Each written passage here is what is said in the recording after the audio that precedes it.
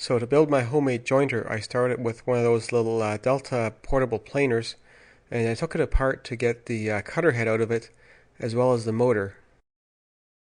The first challenge was to make some bearing flanges to fit around the ball bearings that are already pressed onto the cutter head, and making those out of birch plywood seemed to work. I had to mount the motor a little bit further away than it was on the original planer, so I had to buy a longer belt. The motor pivots on the shaft for belt tensioning. This is actually exactly the same shaft that was used in the original planer for tensioning the belt. Here, spinning it up for the first time. I'm spinning it up really slowly by controlling the voltage with a variac.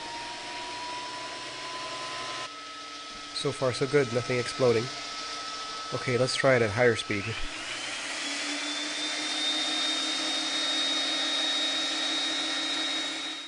So far I could spin the cutter head. Now to make a parallelogram mechanism to raise and lower the infeed table. The parallelogram mechanism uses some 3/8 inch steel shafts for everything to pivot on.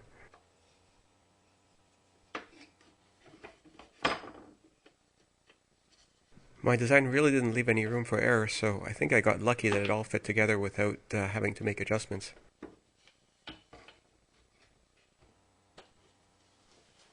It was a very tight fit.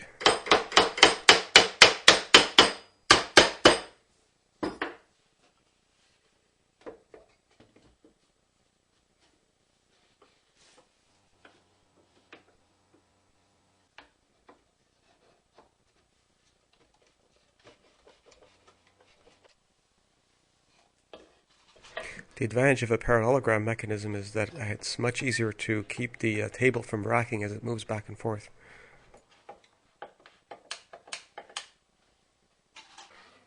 The infeed and outfeed tables are made by gluing two pieces of 3/4 inch birch plywood together.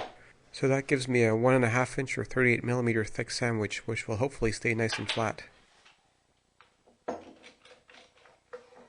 I'm using my homemade long reach C-clamps to apply some pressure in the middle of the sandwich.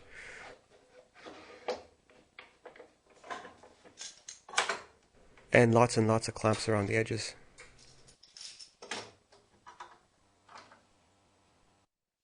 I screwed some machine screws into undersized holes in the bottom of the table, and here I'm cutting those off to leave just the studs sticking out of the bottom. Here's checking the fit for the table mount.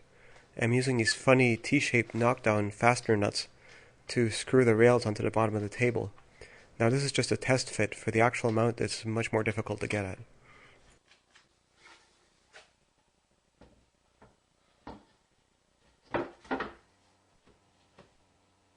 So with the table in place, putting these T-nuts back in where they need to go is really fiddly.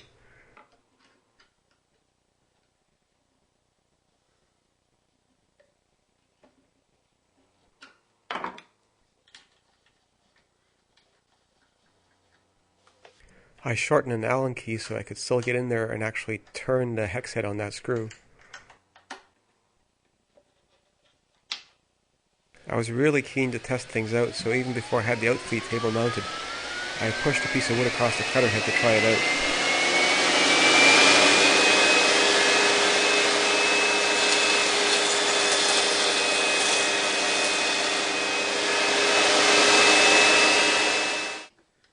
Just like I did for the infeed table, I'm also screwing some threaded rod straight into the wood, but this time I'm using much thicker threaded rod.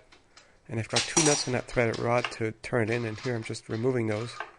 And that board was there to make sure that the thing went in there straight. Now putting a lock nut on each stud. These will help to support the table at the right level.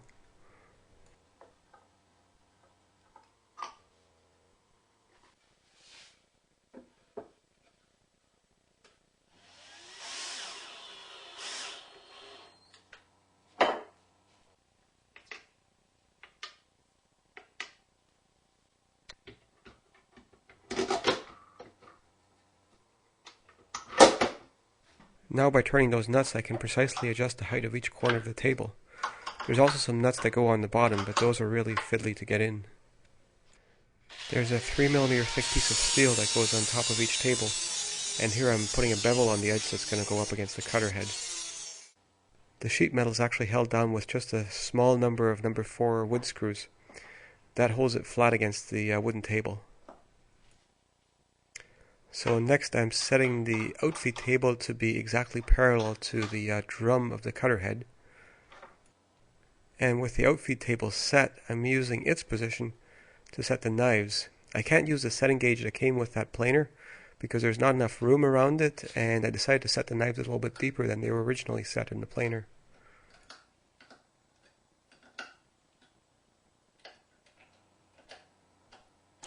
Next I built a nice hand crank mechanism to do fine adjustments on the infeed side.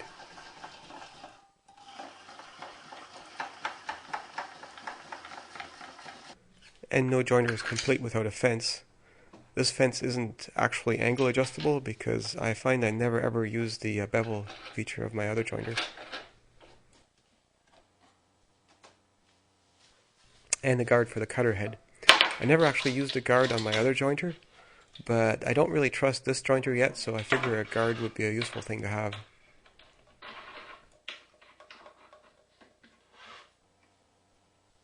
And here's adding the return spring for the guard. I should really replace this with a bigger spring, but this is the most suitable spring I had in my junk collection.